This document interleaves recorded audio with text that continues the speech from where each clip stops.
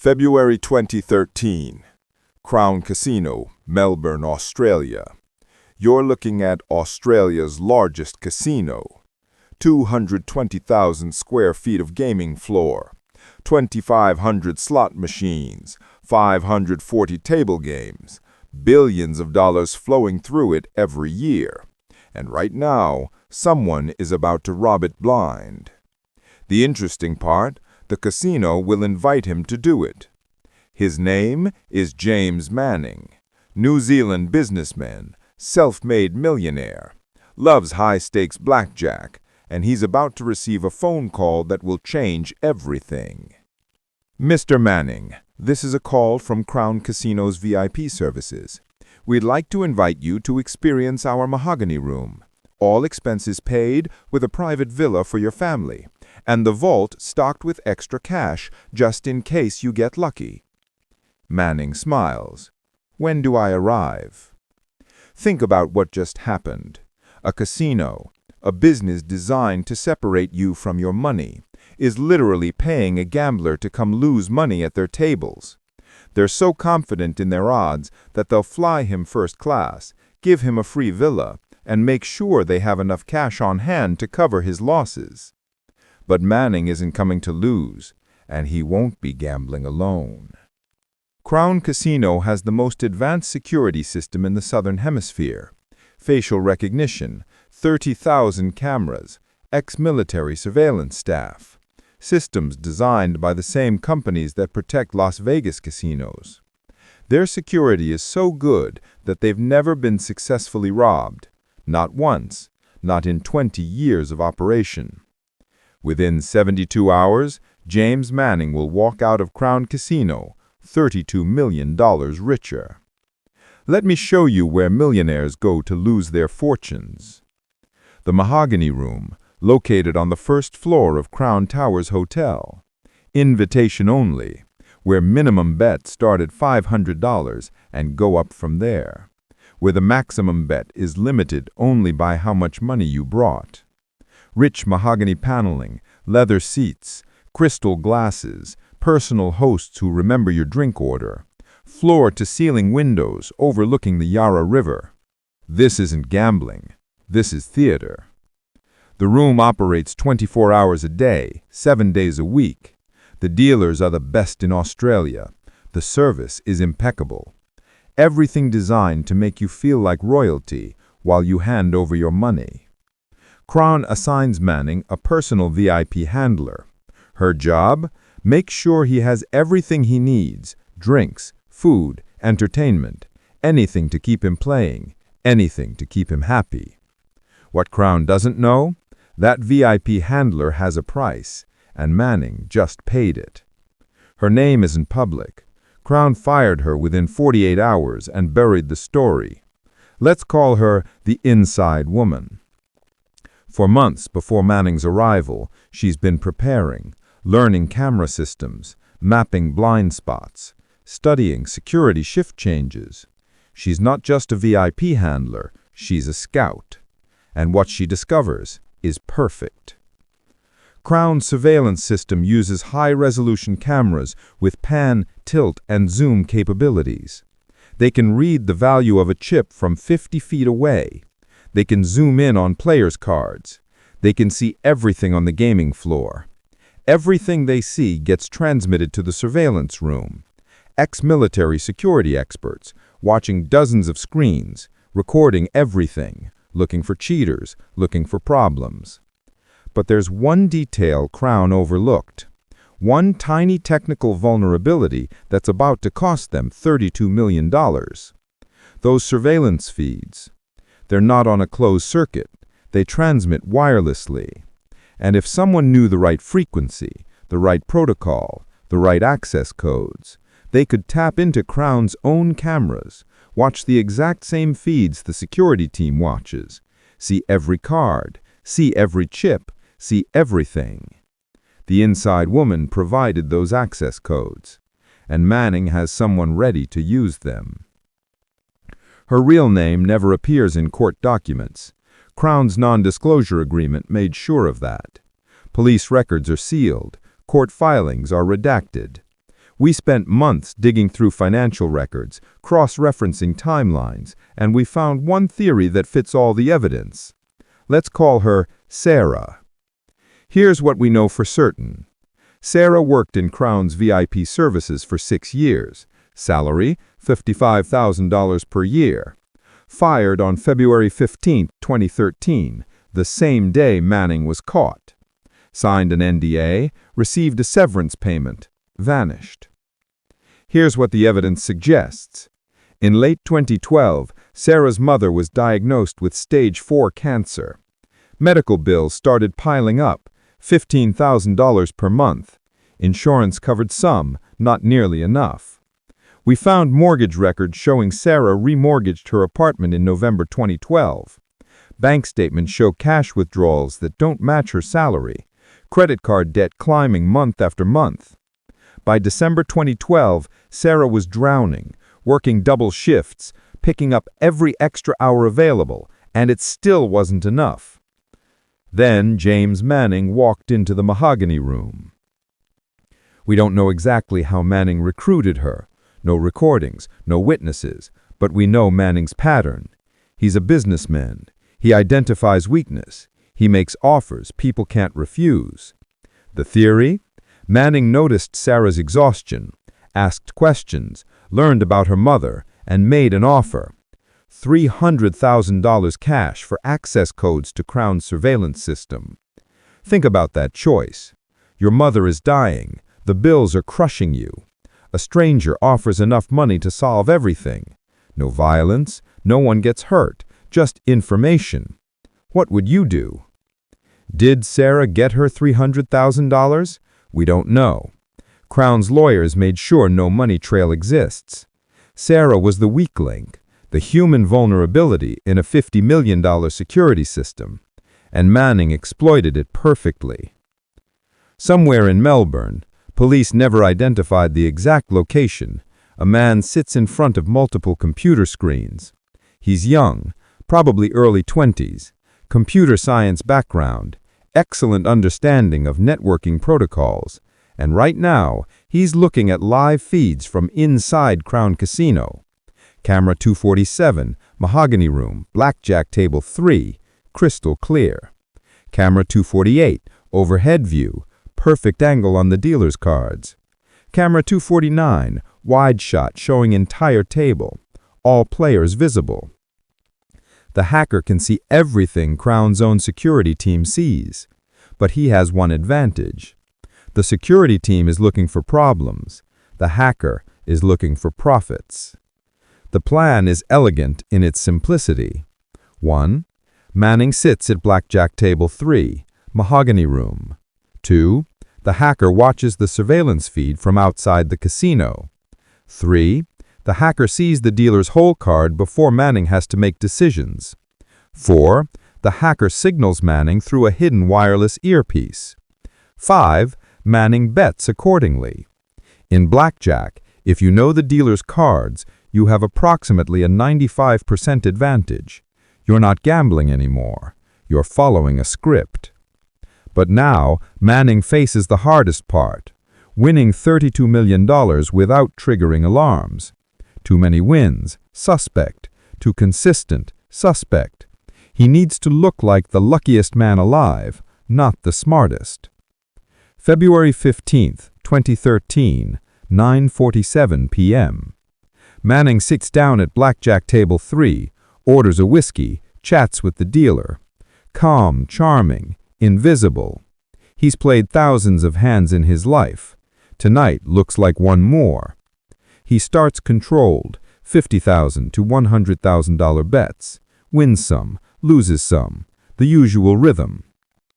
To anyone watching, he's just another wealthy regular. For the first hour, everything looks ordinary. Up 50,000, down 30, back to even. Perfect camouflage. But in his right ear, a voice whispers. The hacker's voice, calm and delayed by a fraction of a second. Watching the live camera feed, calculating every probability in real time. Then, at 10:23 p.m., the signal comes. Big bet, you've got the edge. Manning pushes forward $400,000 in chips. The dealer shows a 10. Manning draws 16. The nightmare hand. Hit, and you'll probably bust. Stand, and you'll probably lose. Stand. Dealer busts. Manning stands. The dealer flips a whole card. 15 hits. Draws a 10. Busts. Manning wins $400,000. The surveillance officer zooms in, reviews the hand, but standing on 16 versus 10 isn't impossible. Lucky. Maybe not illegal. Manning shrugs, sips his drink, and returns to controlled mid-range bets. This becomes his pattern. Controlled, controlled, controlled. Then, one impossible win. Hours pass. The pattern hides in plain sight, but every flawless system carries a fault line. And at 2:30 a.m., that fault almost destroys him. By now, Manning is up roughly $2.5 million. 4 big hands, everyone flawless, everything humming. Then, at 2:34 a.m., the voice in his ear goes dead. Total silence. He adjusts his collar. Casual, calm, nothing. The dealer's already shuffling. Manning has $85,000 left in the betting circle. No signal, no edge, no backup. He's blind. The dealer deals. Manning gets 14. Dealer shows an 8. Basic strategy says hit. But what if the dealer's got 18? What if the next card busts him? Sir, the dealer asks. Manning breathes. Hit. He gets a 9. Busts. Loses $85,000. The pit boss, watching nearby, smirks. Finally, he bleeds. That single loss saves him. For 2 hours, his decisions had been too perfect, robotic. This mistake makes him human again. 10 seconds later, the voice crackles back. Signal restored. Interference cleared. Manning doesn't react, just finishes his drink. Later, investigators will find the cause. A standard casino wireless sweep at 2:34 a.m. A 10-second interference burst that jammed the feed. Just enough to nearly wreck a $32 million plan and accidentally make it bulletproof. Sometimes losing $85,000 is the smartest play you can make. Over 10 hours, Manning plays 337 total hands. 8 of them are extraordinary. Between them, he hides in plain sight, betting mid-range, joking with dealers, tipping staff. To the cameras, he's another high roller burning through a lucky streak. To the system behind the earbud, he's a precision instrument armed with perfect information. Here are the 8 hands that built the legend. Hand 1, $400,000. Stands on 16 versus 10. Dealer busts, wins $400,000. Hand 2, $380,000. Hits when he should stand. Perfect card, wins $380,000. Hand 3, $425,000. Doubles down, risking $850,000. Dealer busts, wins $850,000. Hand 4, $980,000. Splits 8s versus dealer's 10. Both hands win. Wins $980,000. Hand 5, $510,000. Stands on 13 versus 10. Never correct. Dealer busts. Wins $510,000. Hand 6, $460,000. Hits on 17. Unthinkable. Gets a 4. Dealer has 20. Wins $460,000. Hand 7, $440,000. Doubles down, $880,000 at risk. Perfect 10, wins $880,000. Hand 8, $595,000. Doubles down again, $1,190,000 at risk. Dealer draws dead, wins $1,190,000. Total of major hands, $5.65 million. But these weren't the real profit engines. Between those 8 headline wins, Manning plays 339 ordinary hands. Average bet around $650,000. Unremarkable for a high-limit table. Knowing the dealer's whole card lifts his win rate from 50% to roughly 59 to 60%, giving him a 12% effective edge after pushes and doubles. At that scale, a subtle 12% advantage becomes a silent machine. Over those 339 hands, that edge quietly generates about $26,440,000. Add the 8 perfect strikes, and Manning walks away from Crown Casino with $32 million in verified winnings. By 7:47 a.m., he's officially the luckiest man in Australian gambling history. Unofficially, the best cheater Crown has ever seen. In the surveillance room, a technician named Marcus is reviewing footage. He's been watching casino cameras for 11 years. He knows what normal luck looks like. This isn't it. Pull up table 3, last 8 hours, show me every hand over $300,000. The footage compiles. Marcus watches once, twice, 3 times. Marcus pulls up camera angles, reviews dealer procedures, checks for marked cards, watches for signals between players. Everything looks clean. Then he notices something strange. Manning keeps touching his right ear. Not constantly, just occasionally. Like he's adjusting his glasses, but he's not wearing glasses. Marcus zooms in, frame by frame. There, just barely visible. A tiny flesh-colored device in Manning's ear canal, smaller than a fingernail, almost invisible. An earpiece. Someone is feeding him information. But who? And how? Marcus pulls up network logs. This is where it gets interesting. Someone accessed the surveillance cameras remotely during Manning's session. Not from inside the building, from outside. Someone hacked Crown's $50 million security system and used it to rob the casino. Marcus picks up the phone. Wake up the head of security. Wake up the casino manager. We have a problem. By 6 a.m., Manning's winnings are frozen. By 6:15 a.m., security is at his villa door. The knock on the door comes at 6:23 a.m. Manning is celebrating with his family, wife, kids. They think Daddy just had the luckiest night of his life. They're already planning on how to spend the money. Private schools, new house, maybe a boat. Manning opens the door. 6 security guards, all former military, all serious. Mr. Manning, we need you to come with us. His wife's face goes white. What's happening? There's been an irregularity with your winnings. We need to discuss it. Manning knows exactly what this means, but he plays calm. Of course. Let me get dressed. Now, sir. They escort him to a private security office, not a police station. Casinos prefer to handle these things internally. They sit him down, no handcuffs yet, but the threat is clear. Mr. Manning, we reviewed your play last night. 8 hands, every one against mathematical probability. We found an earpiece, and we found evidence of unauthorized access to our security cameras. Would you like to explain? Manning says nothing. He's been coached for this exact moment. Deny everything? Say nothing without a lawyer.